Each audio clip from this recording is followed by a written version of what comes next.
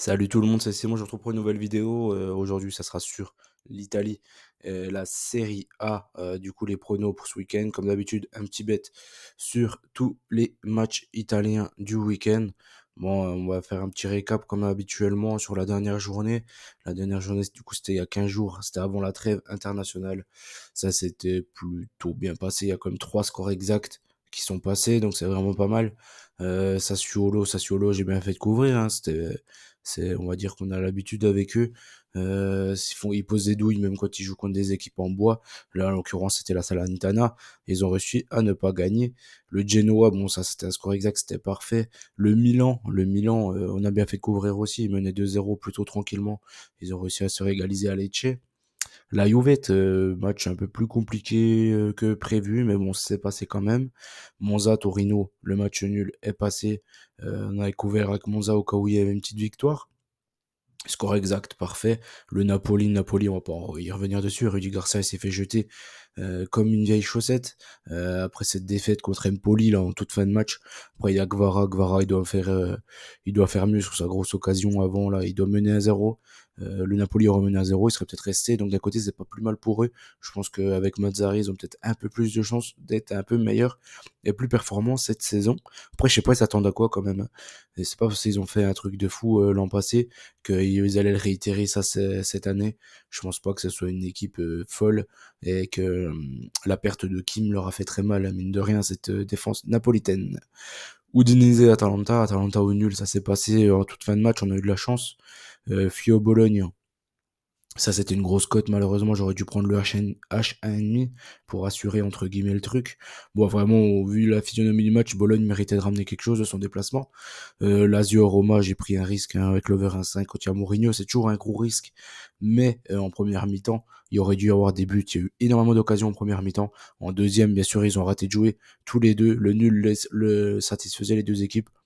Comme ça permet d'avoir une bonne figure devant les supporters, les supporters soit de la Lazio ou soit de la Roma, hein, parce que perdre un derby, après en général ils se prennent une bonne saucée derrière, mais ça nous a pas arrangé, hein. Du coup la deuxième mi-temps, il fallait vraiment pas la regarder, c'était vraiment affreux, horrible. Inter Frosinone, le 2-0 magnifique avec un but splendide de Di Marco. Euh, En plus, il fait une espèce de lob et tout sur son côté. C'est magnifique, hein, de très loin, du milieu de terrain. C'est un but vraiment splendide. Du coup, le récap, 72% de réussite, 31 réussi sur 43, c'est très bien.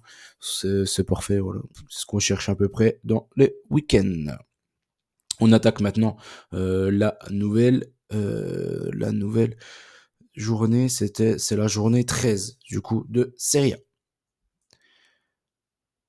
Premier match qui nous intéresse, c'est la Salernitana contre la Lazio. Deuxième match, Atalanta-Napoli, Milan-Fio. Donc il n'y a que des gros matchs, hein. L'Atalanta-Napoli, Milan-Fio, Cagliari-Monza, ouais, pas terrible. Empoli-Sassuolo, pas terrible aussi. Mais là, on voit quand même qu'il y a quand même les grosses équipes qui s'affrontent. Donc ça va peut-être un peu compliquer cette journée. On verra ça. J'espère qu'on s'en sortira au mieux. Premier match, Salernitana contre la Lazio. Salernitana, ils prennent des buts dans tous les matchs. La Lazio, même s'ils auront un match super important, eux, en Ligue des Champions, je pense qu'en championnat, ils ont vraiment besoin de points. Et je les vois pas ne pas ramener des points de la Salernitana. Le Lazio au nul ne paye pas assez. Je suis obligé de prendre un Lazio de Renovet. C'est ce sur quoi je suis parti sur ce match-là. C'est le match du vendredi, du coup de demain. Lazio 2-0, victoire de la Lazio, remboursé 6 matchs nuls. Ensuite, Atalanta-Napoli, là c'est chaud, parce qu'il y a Mazzari qui vient d'arriver du côté du Napoli. On ne sait pas encore s'il va vraiment persister avec 5 défenseurs. Logiquement, ça va être compliqué de faire ça à Naples, mais on verra. On ne sait pas comment sera sa compo et tout. L'Atalanta, ce que je trouve, moi, c'est qu'ils sont pas mal, ils sont plutôt performants cette saison. Ils ont perdu contre l'Inter, mais Moukin perd pas contre l'Inter. Donc faut voir. J'ai préféré, entre guillemets, assurer le truc. Je vois pas un match fermé, je vois pas un 0-0. Ça m'étonnerait que Mazzari accepte de jouer comme ça. C'est un gars en général qui aime bien le pressing, le contre-pressing. Donc je pense pas que ça se termine sur un 0-0. Je suis parti sur un 1-1, donc j'ai préféré prendre un over 1-5. Voilà. Je sais pas. C'est un match qu'il faudra regarder ça dans tous les cas. L'Atalanta, c'est super sympa à regarder. El Napoli de Mazzarri, j'aimerais bien voir aussi comment ça joue. Ensuite, le Milan contre la Fio, là, c'est compliqué. Pourquoi? T'as Leao qui est blessé, t'as Giroud qui a pris un rouge le dernier match. Donc déjà, toute l'attaque du Milan, ça va reposer sur Pulisic. Je trouve que ça va être un peu juste. Faudra voir. Il y a Okafor, mais moi, je trouve pas ça exceptionnel. T'as la Fio qui allait taper le Napoli chez eux. La Fiat, c'est toujours une équipe chiante à jouer. Je les vois pas perdre de beaucoup au Milan. Du coup, je suis parti sur un Fio H1,5. Ne perd pas ou perd de 1 du côté du Milan. Et je suis parti aussi sur un match nul. Cagliari Monza, là, ce qui est pas mal, c'est que t'as Cagliari avec eux, c'est toujours des matchs spectaculaires. T'as Monza qui ferme jamais le jeu. Donc, je suis parti sur un over. Là, vraiment, je vois pas trop d'autres issues sur ce match-là. Je prends l'over une nouvelle fois, l'over 1,5, et je suis parti sur une petite victoire de Cagliari, 2 buts à 1. Le match d'après, c'est Empoli contre Sassuolo. Là, j'ai pris pas mal d'over. Mine de rien, j'ai pris pas mal d'over sur cette première partie. Sur la deuxième, il y en a pas, je crois. Je crois qu'il y en a pas. Non. Non, j'ai pas pris d'over sur la deuxième partie. Sur la première partie, je suis parti sur pas mal d'over. Empoli, Sassuolo. Je suis reparti une nouvelle fois sur l'over. Pourquoi est-ce que Sassuolo, je n'y arrive pas avec cette équipe-là? On n'arrive jamais. Là, logiquement, Empoli Sassuolo, vous partez sur Sassuolo. Mais Sassuolo, ils sont compliqués à comprendre dans leurs résultats, à lire leurs résultats. Donc là, je préfère prendre un over sur avec Sassuolo. Ils prennent tout le temps des buts, ils en marquent tout le temps. Si vous voulez tenter le BTTS, allez-y, pourquoi pas. Après, Empoli, ils marquent pas souvent. C'est juste ça le problème. T'as l'équipe de Sassuolo, elle va tout faire dans ce match-là, j'imagine. S'il faut mettre des CSC, elle les mettra. Je pars sur un over 1,5 et une victoire d'Empoli. Je pars sur une surprise. Pourquoi? Parce que Sassuolo, je comprends rien. Donc, quitte à choper une cote sur leur match, autant prendre la grosse cote. Ensuite, les 5 prochains matchs à Frosinone-Genoa, la Roma contre Udinese, la Juve contre l'Inter. Ça, c'est un gros match, hein, c'est le premier contre le deuxième, et c'est certainement les deux gros favoris pour le titre. Parce que le Milan, on a bien vu que l'effectif, mine de rien, était pas si fort que ça, même si c'était pas mal renforcé, moi j'ai trouvé, mais ils étaient peut-être un peu trop performants les 2 dernières saisons par rapport à leur effectif. T'as l'effectif de l'Inter qui est toujours énorme, donc s'ils vont loin en Ligue des Champions, c'est peut-être ça qui va donner le titre, enfin qui va pouvoir donner le titre à la Juve ou à une autre équipe. Mais logiquement la Juve, parce que ça devrait être vraiment euh, les deux meilleures équipes de la saison. T'as le Hellas contre le Lecce, ça c'est un match qu'il faudra pas trop regarder, j'imagine. Ça va pas être terrible. Et Bologne de Torino, ça peut être un match sympa à regarder. Le Toro, mine de rien, même si il y a pas énormément de buts dans leur rencontre, ça joue pas si mal et il y a quelques bons joueurs et Bologne, ça joue super bien au foot cette saison. Donc voilà. On commence par Frosinone et Genoa. T'as Genoa en ce moment, ils ont un gros coup de mou alors qu'ils avaient plutôt bien commencé la saison.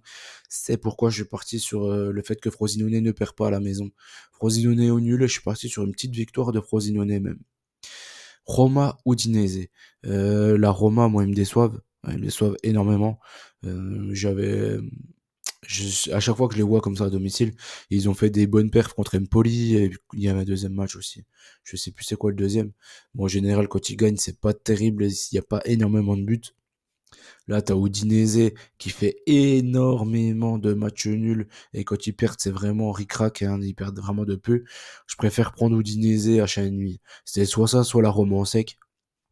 Mais je pense qu'il y a plus de probabilité que Udinese ramène des points de la Roma que le fait que la Roma écrase Udinese. Donc je préfère partir dans le sens là. Après on verra, peut-être que je suis dans le faux et que la Roma s'imposera largement, notamment grâce à Lukaku.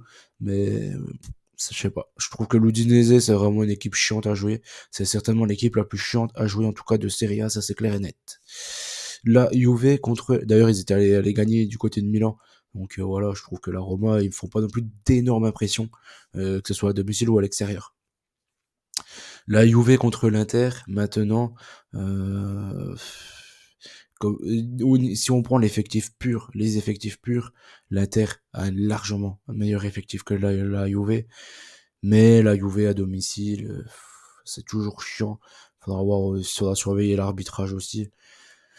Je pense que la Juve, ils ont de quoi embêter quand même cette équipe d'Inter. Ils vont mettre un bus, clairement, hein. Franchement, on va pas se leurrer. Ils vont mettre un bus. Ça ne m'étonnerait pas que ça fasse 0-0 cette histoire-là.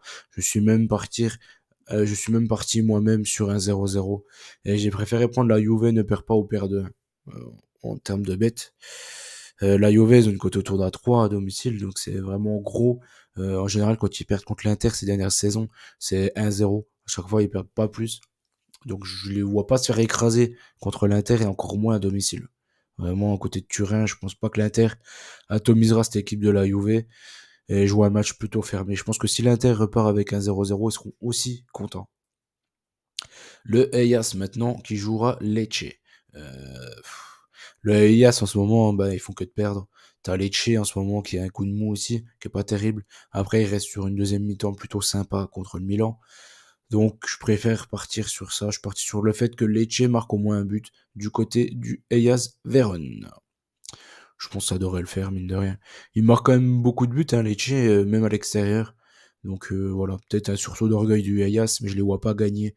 Je les vois pas gagner 1-0, 2-0, 3-0 le Eyas. Je pense que dans tous les cas, ils prendront un petit but. Le Bologne maintenant, Bologne contre le Taureau. Euh, voilà, Bologne de Mota, moi j'aime bien le Taureau, et même s'ils ont beaucoup d'occasions, en général, il leur en faut beaucoup pour marquer. Donc là, je suis parti sur Bologne ou nul sur ce match-là. Je pense que ça devrait être un match plutôt fermé. Certainement avec pas mal d'occasions mais peu de buts. Et il leur manque clairement l'un comme l'autre un grand neuf. Et à Zapata, franchement Zapata, c'est plus non plus le neuf d'avant, le neuf d'antan. Et comment dire, le Sanabria, c'est pareil, Sanabria c'est un joueur, si tu joues ta vie, tu donnes pas le ballon à lui devant le but, quoi. Je veux dire, c'est pas un mec, c'est pas une source sûre. Il lui faut souvent plein d'occasions aussi pour marquer pour lui. Je pense que Bologne avec Zirkzee, avec Ferguson, avec pas mal de petits joueurs, ils ont de quoi embêter cette équipe du Taureau. Vraiment. Je suis même parti sur une victoire finale de Bologne, 1-0. En bête finale, c'est chaud. Pourquoi c'est chaud? Parce que je peux pas trop partir sur la Roma, je peux pas trop partir sur la Juve, je peux pas trop partir sur le Napoli. Il y a beaucoup trop d'affrontements entre les équipes. La Fio, pareil, contre le Milan. Du coup, j'ai vraiment pris l'inverse de tout ça. Je suis parti sur la Lazio. La Lazio remboursé si nul à la Salernitana. Et l'over à 5 entre Cagliari et Monza. Ces deux équipes joueuses. Mine de rien, ça devrait passer. Je pense que c'est un bet qui devrait logiquement passer. J'espère que la vidéo vous a plu. N'oubliez pas les petits likes comme habituellement. Et on se dit à très vite, hein, si vous voulez nous rejoindre sur Telegram. Bien à vous, bien la bienvenue à vous. Et voilà. N'oubliez pas qu'on gagne, on perd ensemble.